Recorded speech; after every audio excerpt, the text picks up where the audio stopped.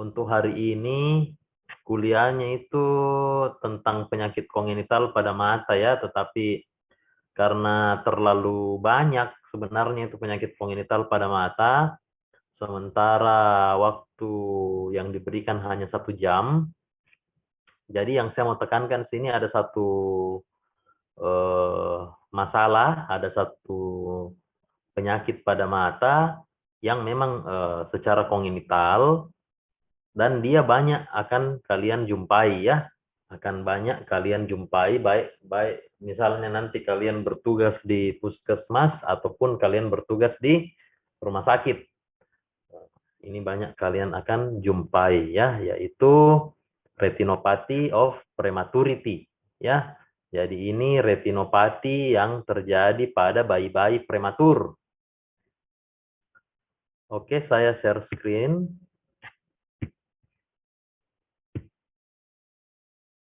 Terlihat jelas ini? Oke ya.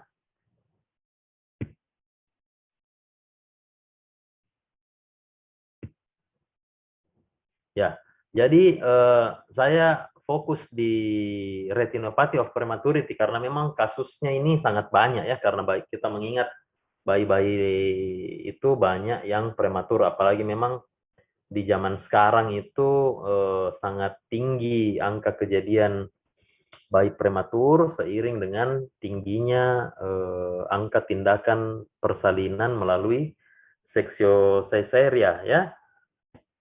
Nah, itu banyak masalah lah. Pokoknya untuk ibu-ibu sekarang ini memang banyak masalah. Mungkin karena pengaruh makanan, ya, lifestyle, dan segala macam. Nah, ini problem yang akan banyak kalian jumpai di baik hampir semua kalangan, ya, mulai dari ekonomi yang tinggi sampai rendah, itu semua ini dapat mengalami masalah yang sama jika dia melahirkan secara prematur. Nah, ini sebagai pengantar ya untuk kalian bahwa perkembangan bola mata itu yang normal ya. Jadi itu perkembangan bola mata itu dia mengalami perubahan yang dramatis, maksudnya berkembang secara progresif ya, mulai dari bayi sampai ke anak-anak bahkan sampai menjadi nanti dewasa. Nah, ini untuk yang tabel ini 15:1 ini perbandingan antara dimensi bola mata pada anak-anak baru lahir, bayi baru lahir dengan orang dewasa. Nah, untuk panjang aksis ya, jadi panjang aksis bola mata, panjang aksisnya bola mata itu ini yang paling penting ya, karena anak-anak itu lahir dengan panjang aksis sekitar 14,5 milimeter ya, milimeter. Jadi sekitar 1 senti lebih sedikit. 1 senti setengah, 1 senti lebih sedikit ya. Nah, sementara orang dewasa itu sekitar 23 sampai 24 milimeter ya. Nah, kemudian untuk perkembangan kekuatan refraksinya ya, jadi ini umur di usia sekitar 0 ya, itu ada sebenarnya fase di situ, yaitu umur usia 6 bulan. Di situ penglihatan paling terang daripada anak-anak ya, namun di sini karena dibuat grafik dari usia usia 0 sampai 15, kemudian dari minusnya begini, maka yang muncul grafik seperti ini. Pada anak-anak itu memang cenderung untuk terjadi hipermetropia ya pada usia sampai sekitar 10 sampai 14 tahun. Itu hipermetropia karena dia refraksinya ini plus. Ya, memang cenderung anak-anak untuk itu. Tapi itu bukan kelainan refraksi. Itu bukan kelainan refraksi yang mewajibkan anak tersebut untuk menggunakan kacamata. Tidak. Ya, memang sudah seperti ini perkembangannya. Nanti dia akan mencapai turun kembali ke status normal jika memang dia pola hidupnya memang juga yang normal. Dalam arti kan anak-anak sekarang banyak yang sudah diperkenalkan gadget dari usia dini sehingga matanya memang aktivitasnya itu agak kurang dalam aktivitas luar, ya, sehingga dia ketergantungan dalam melihat dekat. Nah, jika memang dia kehidupannya, lifestyle-nya juga normal, si anak tersebut dipaparkan oleh orang tuanya, diajar oleh orang tuanya untuk aktif bermain di luar, bermain di dalam itu tidak tanpa menggunakan gadget. Nah, itu dia akan mencapai normal kembali di usia 15 tahun. Di usia 15 tahun. Ini memang grafik secara garis besar, secara keseluruhan, ya. Nanti kemudian lagi di usia di atas 15 tahun barulah ditentukan oleh 100% ditentukan oleh kebiasaan dari anak tersebut. Jadi usia-usia SMP kelas 3 sampai SMA itu disitulah waktu yang paling terbaik dalam menentukan status refraksi dari seorang anak. Namun bukan berarti kita membiarkan usia di bawahnya itu tidak diperiksa. Tetap harus dalam pantauan yang ketat mulai dari usia 1 atau bahkan dia mengenal bentuk, ya, sejak dia mulai mengenal bentuk dan warna itu sampai umur usia 15 tahun. Dari umur 1 sampai usia 15 tahun itu sudah harus sering dilakukan pemeriksaan secara teratur, yaitu setiap 6 bulan sekali untuk mengetahui apakah memang ada kemungkinan besar terjadinya gangguan refraksi. Sebab gangguan refraksi yang tidak dikoreksi pada anak-anak tentu akan kedepannya menyebabkan kebutaan pada anak tersebut. Nah, oke. Nah, ini kemudian selanjutnya yaitu panjang aksis daripada bola mata, ya. Ini usianya sampai dewasa, ya. Ini dia kita lihat dari panjang aksisnya sekitar 14 begitu, ya, kurang lebih 14 mm. Dia akan terus mengalami kenaikan dan puncaknya itu di sekitar usia 5 sampai 6 tahun dia sudah mencapai aksis bola mata sama seperti orang dewasa. Ya, sama seperti orang dewasa, kurang lebih 23 sampai 24. Ya, seperti itu. Namun ini akan berhenti perkembangan aksis di usia 22 tahun pada laki-laki dan pada wanita sekitar 21 tahun. Itulah alasan mengapa operasi laser lasik, ya, itu hanya dapat dilakukan yang normal, ya. Yang normal itu kalau di atas 22 tahun bagi laki-laki dan di atas 21 tahun bagi wanita, sebab sudah akan terhenti perkembangan bola matanya orang tersebut, ya, seperti itu. Nah, perkembangan bola mata yang abnormal, ya, itu terjadi penyakit masalah-masalah kongenital itu terjadi sekitar 2-3% di semua kelahiran seluruh dunia. Tapi ini datanya tahun 2017 ini, ya, sebab referensinya ini referensi tahun 2017. Saya tidak update lagi di tahun-tahun sekarang. Mungkin bertambah, mungkin juga menetap, ya, tapi sepertinya tidak menurun, ya, sepertinya tidak menurun sebab populasi manusia di muka bumi ini semakin bertambah. Nah, untuk penyebabnya ya tentu adanya anomali pada kromosom, ya, adanya masalah-masalah yang multifaktorial, adanya pengaruh lingkungan, agen-agen lingkungan termasuk obat dan lain-lain, obat-obat yang dikonsumsi dan makanan yang dikonsumsi oleh orang tuanya, ataupun adanya penyakit-penyakit infeksi yang dialami ibunya, serta penyebab-penyebab yang tidak diketahui.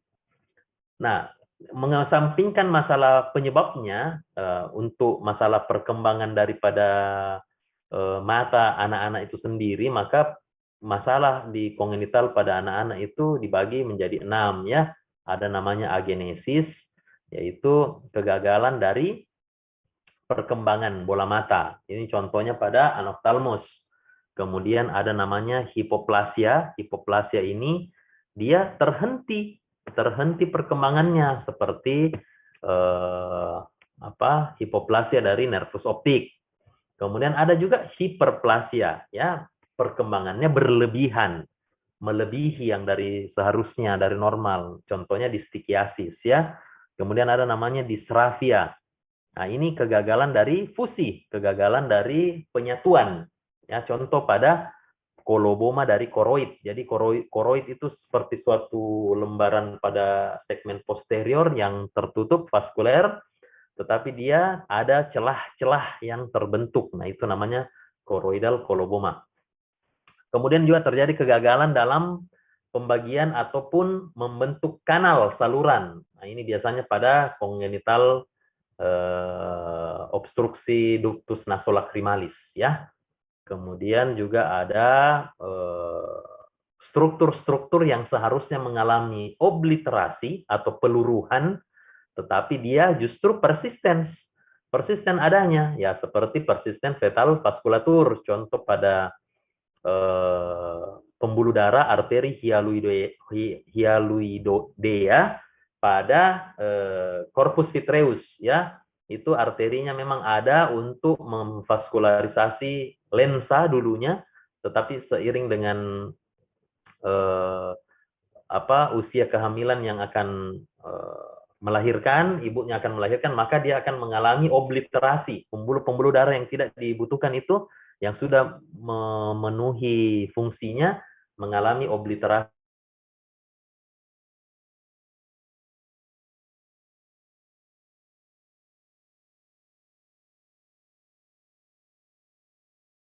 Itu kata malformasi itu merupakan sebuah kata, ya, di mana itu akan terjadi di mana itu terlihat adanya defek morfologi, ya, akibat daripada kegagalan developmental, kegagalan pertumbuhan yang dia berasal dari berbagai stage anunya, stage kehamilannya, ya. Itu dia malformasi. Jadi secara garis besar memang disebut sebagai malformasi semua kelainan, tapi lebih khusus lagi tadi.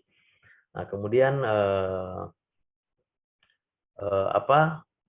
jadi itu ada gangguan-gangguan ataupun masalah pada kelompok-kelompok sel pada bagian atau area perkembangan, itu dapat menyebabkan malformasi yang multiple, banyak tempatnya, ya. Jadi ini yang dikenal sebagai sindrom-sindrom. Contoh misalnya sindrom ini itu ada kelainannya A, B, C, D, ya. Sindrom ini ada kelainannya A, B, C, D, seperti itu, ya. Itu secara katanya, ya. Nah, untuk kita masuk ke retinopathy of prematurity, ya. Apa yang dimaksud dengan retinopathy of prematurity? Inilah bahasan pokok kita hari ini. Jadi itu dia suatu perkembangan proliferasi daripada retina yang sangat unik, ya, yang sangat unik dan hanya terjadi pada bayi-bayi yang prematur. Jadi dia itu ada memang pembentukan pembuluh-pembuluh darah di retina yang unik, yang khas, ya, begitu, dan terjadi pada bayi-bayi yang hanya prematur. Bayi-bayi normal tidak akan mengalami gambaran-gambaran seperti yang dialami oleh bayi-bayi yang prematur ini. Nah, ini pertama kali ditemukan di tahun 1950, itu pada saat orang-orang itu menterapi bayi-bayi yang prematur itu dengan oksigen yang dosis berlebihan, ya, cenderung berlebihan lah. Dosisnya tinggi, cenderung berlebihan. Ternyata setelah apa lagi namanya, karena kan dia orang-orang itu meyakini, jadi kita ini tenaga kesehatan meyakini orang bayi-bayi prematur itu butuh asupan oksigen yang cukup, bahkan kalau bisa lebih. Nah, ternyata dosis yang berlebihan ini justru membuat masalah pada bayi-bayi yang prematur, yaitu masalah penglihatan, bahkan sampai kebutaan. Nah, ya. Jadi ini saya harus ingatkan bahwa perkembangan retina pembuluh-pembuluh darah retina itu dimulai pada minggu ke-6, minggu ke-16 ya, minggu ke-16 dari masa gestasi. Ya. Kemudian itu dia bertumbuh, berkembang secara sentrifugal. Sentrifugal itu dari sentral keluar. Ya, dari optik disc sebagai sentralnya keluar sampai mencapai ora serrata. Ora serrata itu tepi ujung daripada retina yang sudah ketemu dengan hampir ketemu dengan bagian daripada pembentuk humor aqueous ya. Jadi memang sudah dekat sekali dengan bagian depan. Ya, jadi sudah dekat dengan corpus ciliaris di situ toh. Nah, kemudian dia akan mencapai bagian ora serrata itu pada gestasi, masa gestasi minggu ke-36. Jadi lengkap pada minggu ke-40. Itu yang normal ya, yang normal. Tetapi pada bayi-bayi prematur dia di sini akan mengalami masalah pada perkembangannya sebab dia akan lahir sebelum waktunya dan itu ROP itu akan terjadi dari pembuluh-pembuluh darah yang prematur ini dengan sehubungan dengan adanya interaksi yang kompleks dari vascular endothelial growth factor dan insulin-like growth factor 1. Nah, ini yang penting ya. Jadi ini adanya interaksi kompleks ya akibat adanya gangguan pada interaksi kompleks dari VEGF dan IGF-1 itu menyebabkan kegagalan atau masalah pada pembuluh-pembuluh darah retina yang belum matur ceritanya. Ya. Ini interaksi dari VEGF dan IGF ini pada perkembangan ROP pada fase satunya itu ya, ini terjadi pada minggu ke-22 sampai 30. Kemudian retina itu dia sangat-sangat hiperoksik. Ya, hiperoksik. Ya, kemudian VEGF kadar VEGF-nya itu sangat rendah pada fase 1. Nah, kemudian pembuluh-pembuluh darah retina itu berhenti dalam berkembang. Nah, terhentinya ini perkembangan pembuluh darah ini tentu akan memperburuk level tingginya level oksigen itu. Kemudian memperburuk juga rendahnya level daripada IGF-1. Nah, ini juga akan berkorelasi dengan berat badan bayi yang jelek, berat badan bayi yang kurang. Kemudian pada fase kedua dia akan muncul pada masa gestasi 31 sampai 44 minggu, di mana ini retina ini avaskuler ini sangat hipoksia. Sehingga pada saat dia terjadi hipoksia inilah kadar VEGF-nya itu meningkat. Nah, di sini pada saat meningkat ini VEGF terjadilah neovaskularisasi. Ya, jadi ini fase-fase yang akan membuat kita mengerti tentang patofisiologinya ini kenapa bisa terjadi ROP itu.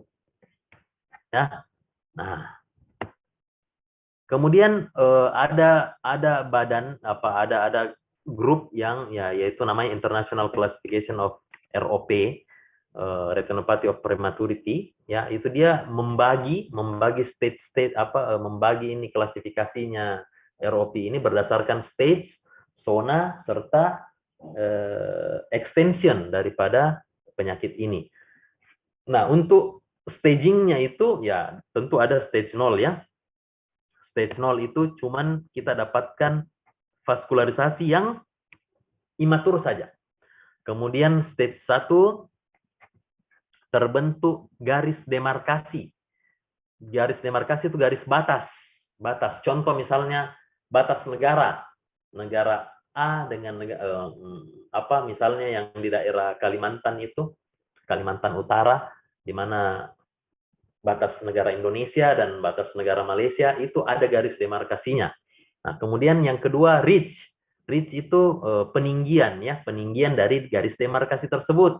Kemudian stage 3-nya itu reach-nya itu sudah mulai terlihat adanya proliferasi fibrovaskuler. Jadi selain pembuluh darah juga adanya fibrosis, sudah mulai terbentuk jaringan fibrosis, jaringan parut. Nah, inilah jaringan parut ini yang menyebabkan pada stage 4 terjadi retinal detachment atau ablasio retina yang subtotal. Nah, subtotalnya itu kalau dia ekstrafoveal, di luar daripada fovea, dia grup A. Sedangkan kalau dia masuk daerah fovea, dia grup B. Sedangkan untuk stage 5-nya atau stage akhirnya, ini sudah terjadi total retinal detachment. Inilah yang menyebabkan terjadinya kebutaan pada bayi-bayi tersebut karena sudah terjadi total retinal detachment, ya. Nah, sementara untuk klasifikasi berdasarkan lokasi dibagi menjadi zona 1, ya. Kalau dia ini sekitar 30 derajat. 30 derajat atau dua kalinya jarak dari diskus dan makula, ya. Jadi optik disk dengan makula. Kemudian zona 2 itu dari ujungnya zona 1 keluar sampai ke sekitar ora serrata. Kemudian zona 3 kalau dia sudah sampai melebar melebihi zona 3. Kemudian untuk penyakit-penyakit jenis lainnya ada disebut sini sebagai plus disease, ya. Kalau di sini ini plus disease ini dia kalau adanya turtosity atau berkelok-keloknya pembuluh-pembuluh darah vena, ya, khusus vena saja dan membesar. Jadi ini mark that the posterior wall veins are enlarged, toh dia membesar dan arteri juga berkelok-kelok. Ya, jadi khusus untuk vena dia membesar, arterinya berkelok-kelok. Nah, sebentar ada gambarnya, sabar saja. Nah, ini pembagian klasifikasi secara zonanya tadi yang saya bilang, ya. Ini yang merah zona 1, yang kuning zona 2, yang hijau zona 3, ya. Nah, ini kalau ada plus disease-nya itu kalau misalnya sudah terjadi arteri yang berkelok-kelok dan pembesaran daripada vena disebut sebagai plus disease. Sementara pre-plus disease itu kalau itu maksudnya agak berkurang dibanding plus disease. Berkelok-keloknya itu dan pembesarannya itu agak berkurang dibanding plus disease. Nah, sementara untuk yang disebut sebagai agresif, ya, agresif kalau dia itu sudah gambarannya berat. Kedengaran bagus suaraku?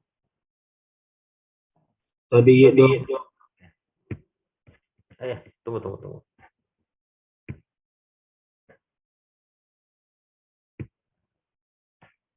Ya, kemudian ada grup namanya cryotherapy for retinopathy of prematurity trial, ya. Dia mendefinisikan bahwa ada juga yang disebut sebagai threshold disease, ya.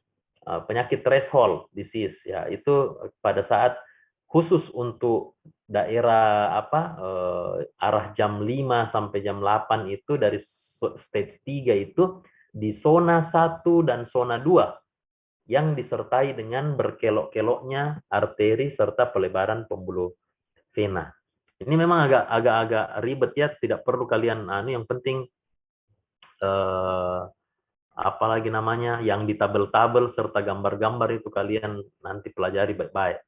Nah, kemudian ada lagi grup early treatment for retinopathy of premature itu dia kemudian mengklasifikasi ROP itu menjadi tipe 1 dan tipe 2 di mana ini untuk membedakan mana bayi-bayi yang akan bagus prognosisnya, ya. Bagus kira-kira prognosisnya.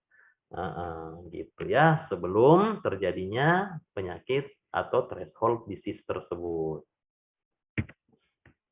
Nah, inilah, ya, gambar-gambarnya. Kita lihat ini yang stage 1. Nah, ini stage 1 garis, jadi ada stage 0, ya. Stage 0 itu hanya imatur saja. Imatur itu apa? Pembuluh-pembuluh darah retina itu tidak sampai pada ujungnya. Jadi kayak gini. Ini gambaran funduskopi, pembuluh darah retina hanya sampai di sini saja berhenti, tapi tanpa garis demarkasi ini. Lihat enggak ini garis demarkasinya? Ini yang warna putih halus. Ini namanya garis demarkasi. Ya, batas antara bagian retina yang mempunyai vaskuler dan bagian retina yang tidak mempunyai vaskularisasi. Itu disebabkan karena adanya prematurity. Dia tidak mencapai perkembangan terjadi kegagalan perkembangan. Toh harusnya dia sampai ke ujung-ujungnya ini retina, tapi dia cuma daerah-daerah sentral saja. Ya. Kemudian masuk lagi ke stage 2. Stage 2 ini sudah semakin jelas garis demarkasinya, sangat jelas daerah yang betul-betul tidak memiliki pembuluh darah dan daerah yang memiliki pembuluh darah ya. Kemudian stage 3, nah ini stage 3-nya ini sudah terbentuk ridge, peninggian, sangat jelas garis demarkasi namun disertai peninggian di mana sudah terbentuk pada daerah luar ini yang tidak memiliki pembuluh darah, sudah terbentuk jaringan fibrosa, jaringan parut, disertai jaringan parut. Nah, kemudian ini yang stage 4 di situ ya, semakin nyata jaringan parutnya ini. Nah, inilah jaringan parutnya yang akan membuat adanya ablasi. Nah, ini sudah terjadi ablasi retina. Di sini terjadi ablasi, ya, di sini di luar daripada fovea, ablasinya di sini. Ini, daerah ini. Ya, ablasinya. Retinal detachment-nya. Karena ini 4A. Kalau 4B itu ya tentu di sini sudah masuk semua ya. Sudah akan masuk semua daerah yang lepas. Nah, kalau gambarannya plus disease ini yang tadi dibilang arteri berkelok-kelok dan vena melebar. Ini vena, arterinya ini. Tortuosity of the arterial and dilated vein. Nah, ini pre-plus disease, dia tidak separah daripada plus disease. Itu bahasa gampangnya. Ya, dia juga sudah berkelok-kelok, pelebarannya juga sudah ada, tetapi tidak separah plus disease. Ya, kemudian ada juga namanya agresif kalau ini plus disease yang menyebabkan terjadinya perdarahan intra atau preretina. Nah, ini ya, terjadi perdarahan. Sudah sangat parah hipoksianya. Ya. Jadi, intinya ini kan begini ya. Jadi bahasa gampangnya begini deh ya. Jadi ini karena tidak terbentuk tidak terbentuk vaskularisasi yang sempurna sampai ke seluruh daerah retina, sehingga daerah retina itu meminta suplai untuk dibuatkan pembuluh darah. Itulah yang terjadi pelepasan yang begitu masif daripada vascular endothelial growth factor ya dan insulin growth factor 1. Nah, interaksi yang kompleks antara VEGF dan IGF-1 itu yang menyebabkan terjadinya neovaskularisasi, pembentukan pembuluh-pembuluh darah baru yang sangat rapuh dan mudah sekali pecah dan juga akan menyebabkan jaringan-jaringan parut. Nah, itu yang membuat masalah. Jadi daerah-daerah demarkasi di luar daripada demarkasi ini tentu sangat mudah membentuk jaringan pembuluh darah baru namun yang rapuh. Terbentuk, pecah, terbentuk jaringan ikat. Terbentuk lagi, pecah sendiri, terbentuk jaringan ikat. Nah, jaringan ikatnya inilah yang akan menarik atau membuat tarikan pada retina sehingga retina lepas. Terjadi ablasi retina. Ya. Ablasi retinanya terjadi sehingga terjadilah kebutaan pada bayi tersebut. Iya, salam. Oh iya. Oh iya iya iya. Iya iya iya. Salam. Sampai sini mengerti gitu? Ya. Gampang gitu. Istilah-istilahnya mungkin karena baru kalian lihat ya. Nah, ini klasifikasi dari ROP berdasarkan si early treatment itu, grup early treatment, bahwa dia membagi tipe-tipenya, dia membagi tipe ya, untuk menentukan apakah bagaimana prognosis daripada bayi-bayi tersebut, bagaimana. Ya, jadi ini hafal saja ini tipe satunya itu bagaimana. Oh, zona 1 dengan berbagai varian stage yang dengan plus disease. Kemudian zona 2 stage 3 tanpa plus disease. Nah, zona 2 stage 2 atau 3 dengan plus disease ya. Kemudian tipe ya, kayak begini, ini hafal saja ya. Nanti soalnya itu tidak akan muncul di gambar ya, cukup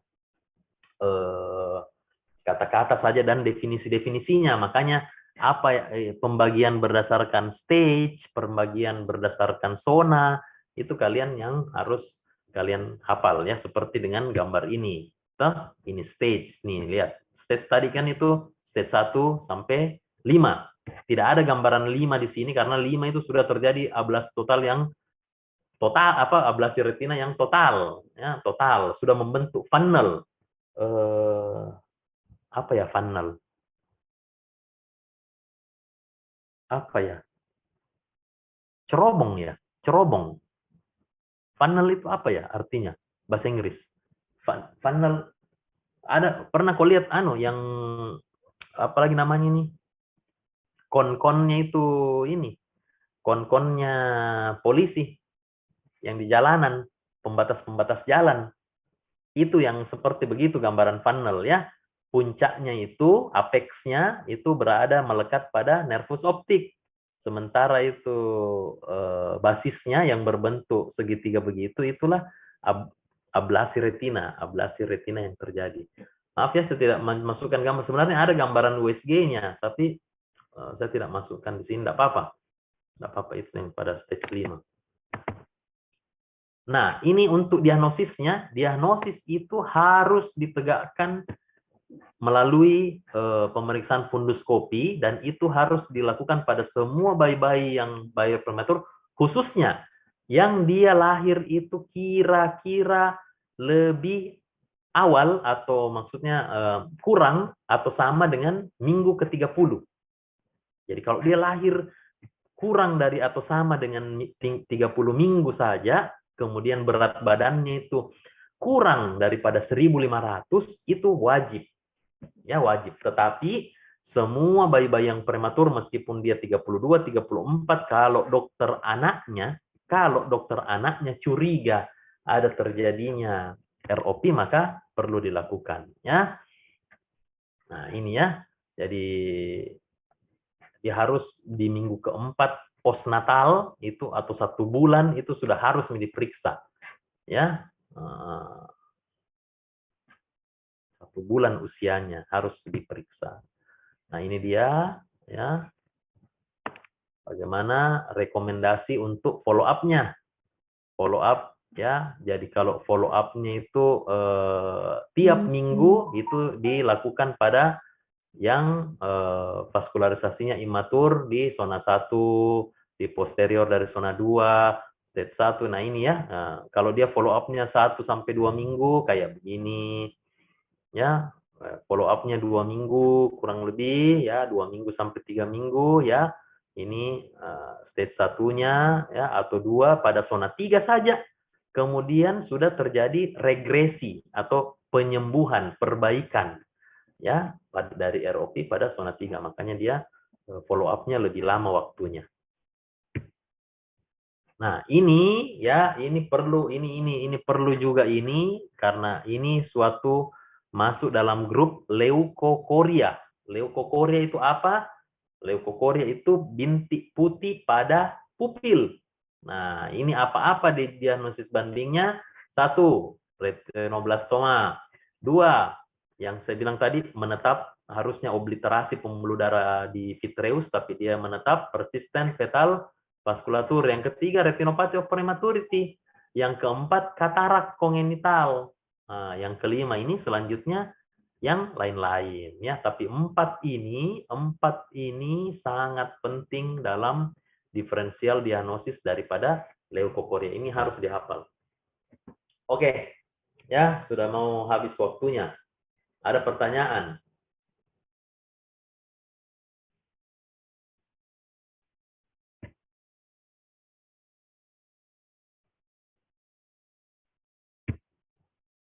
Ada pertanyaan?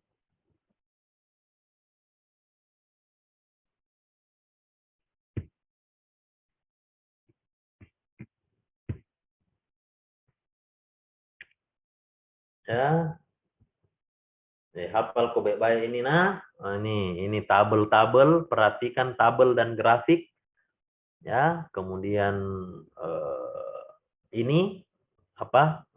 Apalagi namanya ini terminologi, istilah-istilah ya. Nah, kemudian patofisiologinya, fase 1 dan fase 2 daripada perkembangan pembuluh darah retina ya, kemudian klasifikasinya, apal ini ya, serta ini ya, kalau ini bisa muncul gambarnya ya, nanti di soal bisa muncul gambar ini masuk stage berapa gitu, ini masuk apa gitu ya. Kemudian ini ya, diagnosis, apa diagnosis paling utamanya ditegakkan kapan, nah, ini ya syaratnya. Kalau dia lahir kurang atau sama dengan 30 minggu dengan berat badan di bawah 1.500 gram, tetapi tidak menutup kemungkinan pada bayi-bayi di atasnya jika dokter anaknya itu curiga ada terjadi ROP. Jadi ini memang perlu apa kerjasama yang baik dengan dokter anaknya ya. Nah, inilah masalah yang sering nanti kalian temukan karena di daerah apa, kalian bisa nanti saja bekerja di puskesmas, bisa bekerja di rumah sakit ibu dan anak. Kalian bisa kerja di mana-mana di daerah situ yang akan di tempat itu yang akan menemukan bayi-bayi prematur ini, ya. Jadi kalian harus tahu ada istilah retinopathy of prematurity, dan itu tidak boleh bayi-bayi prematur diberikan oksigen terlalu tinggi, karena penyebabnya adalah salah satunya itu yang memperburuk adalah oksigen yang terlalu banyak, berlebihan dosisnya. Kita mau selamatkan hidupnya, tetapi kita tidak pikirkan matanya. Jadi perlu memang dosis yang pas. Dan itu dokter anak di khusus daerah perkotaan itu hampir semua sudah update berapa dosis-dosis untuk ininya ya. Saya harap juga yang di daerah-daerah juga kayaknya sudah update dosis oksigen yang baik ya. Jadi pertama untuk seluruh badannya dan juga untuk menyelamatkan jika terjadi potensi retinopathy of prematurity. Ada yang mau bertanya? Kapan ujian?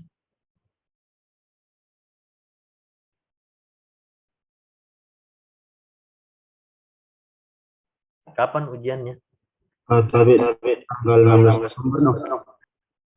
16 hari opo ya?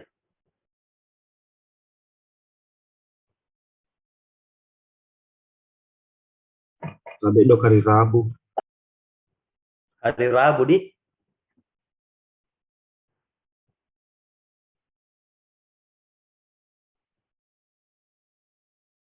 Tapi dok. Itu final. Tapi dok final dok. Hmm.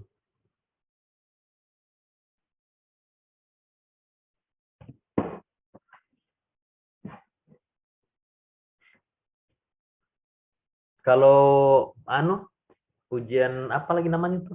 Praktikum sudah. Tapi dok untuk blok ini tidak ada praktikumnya dok. Oh, enggak ada praktikumnya. Tapi iya.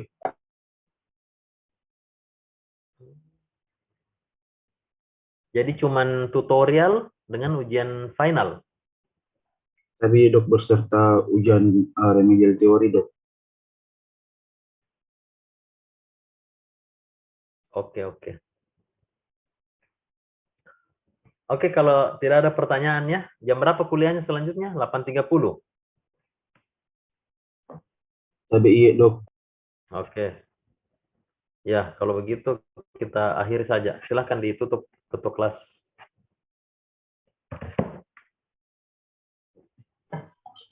Oke dok, terima kasih atas pemaparan dan kesempatan dok untuk hadir pada perkuliahan pagi hari ini. Kami semua mengucapkan banyak terima kasih dan berharap pula perkuliahan materi penyakit kongenital mata pada pagi hari ini.